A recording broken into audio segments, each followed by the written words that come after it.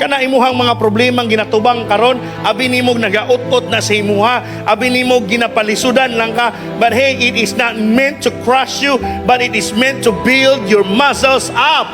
So ayaw sing reklamo, no, kargahan na, atubangan na og taman with all of your heart. And guess what?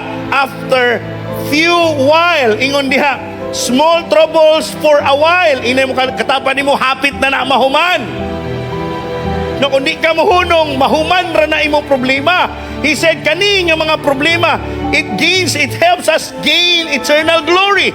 Pasabot ka ng mga kabalaka, problema, kawala doon, kanatanan, mga gumunhap, niabot sa imong kinabuhi. Nagdili na problema ang dala, na anay positibo, maayo nga dala sa imuha, nga mo resultag, dakong himaya sa Ginoo.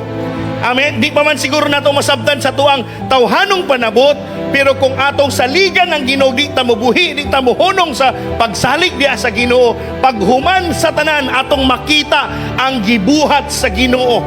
Amen ba? Makaingon ta nga, ay may nalang bantog ra di ay gitugot to sa Ginoo, kay naa man di ay mas maayo ani. Amen ba? That's what it means. There is an eternal glory nga to ang maginansya. The eternal glory is much greater than our troubles. Hallelujah. Ang himaya nga ginaandam sa Ginoo, mas dako pa ang problemang giatubang nimo. So the greater the trouble, the greater the glory. Hallelujah. Amen. No, kung di ba nga mahadlok kay kakabi nimo gula, pero pag twist sa Ginoo sa mga butang, mas dako ang imong hallelujah.